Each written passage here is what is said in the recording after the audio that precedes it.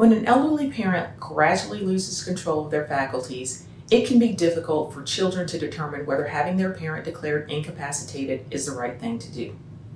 Hello, my name is Antoinette Bone. I'm an estate planning, elder law, probate, and guardianship attorney in the Dallas-Fort Worth Metroplex. And today's topic explains the legal criteria for incapacitation and discusses what's involved when that decision is made. We're also going to talk about the role of a court-appointed guardian, along with other possible options.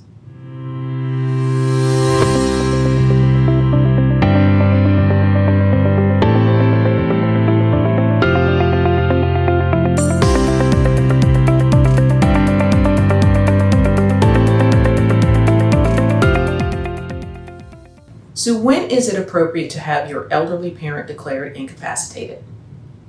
After the death of her husband, Ellen was leading a busy life and staying on top of her financial matters. But then Ellen's daughter, Jackie, noticed that her mother was becoming forgetful and had missed paying a few bills. As Ellen's mental state continued to deteriorate, she became unable to manage her day-to-day activities. Jackie now faced the difficult decision of whether to try to have her mother declared incapacitated by a judge who could appoint a guardian to oversee Ellen's affairs. She had some important questions which she posed to her estate planning advisor. First, what's the difference between capacity and incapacity? Well, the legal definition of capacity varies from state to state, but generally it's the mental ability to adequately function.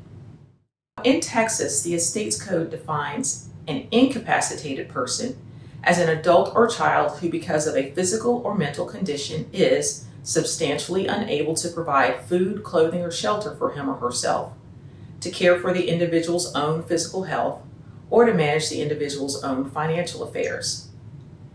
A person is presumed competent unless an adjudication process determines otherwise. That is, a judge, not a doctor, must declare a person incompetent. Factors leading to such a decision will depend on the circumstances. So what's the role of the guardian? If you make the decision to have an incapacity determination made and the judge agrees that your parent is no longer competent, the court will appoint a guardian. He or she will be responsible for managing your parent's affairs. More often than not, an incapacitated person's child is appointed the guardian, but the guardian doesn't have to be a family member. In Texas, an adult can designate whom he or she wants to act as his guardian. The guardianship will specify what type of guardian is being appointed. The type of guardian appointed will have certain responsibilities. And see my video on what is guardianship for a discussion of the different types of guardians we have in Texas. Whichever type of guardian is appointed, the guardian will owe a duty of care to your parent and will be held accountable by the court for showing his or her actions are appropriate. So are there other options besides guardianship?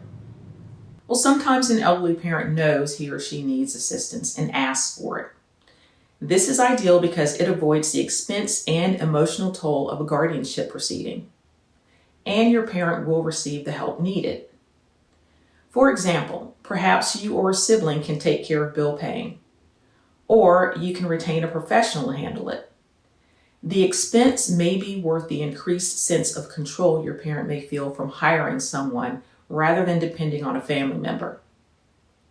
Another option is a durable power of attorney or a living trust. If your parent executes one of these documents, generally the agent or the trustee named can manage your parent's financial affairs. Similarly, a power of attorney for healthcare can allow the named agent to make healthcare decisions on behalf of your parent. Watch my video discussing emergency medical planning to get more information. The medical power of attorney provides the criteria under which the designated agent can make decisions for your parent, so that a guardianship proceeding isn't necessary.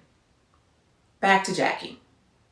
After learning the answers to her questions, Jackie concluded that having her mother declared incapacitated was the right decision. If you're facing similar circumstances with an elderly parent, talk to your estate planning attorney to learn more about your options. Red flag. Whether the person is your parent or your spouse, estate planning becomes difficult and more expensive if your loved one does not have the capacity to execute legal documents. There does come a point in time when it is too late to try and do estate planning, and your only option may be a guardianship proceeding. I'm Antoinette Bone, estate planning, probate, elder law, and guardianship attorney in the Dallas-Fort Worth Metroplex. If you found this content useful and would like to see more like it, please like this video, subscribe to my page, and don't forget to tell your family and friends. Thanks for watching, and I will see you next time.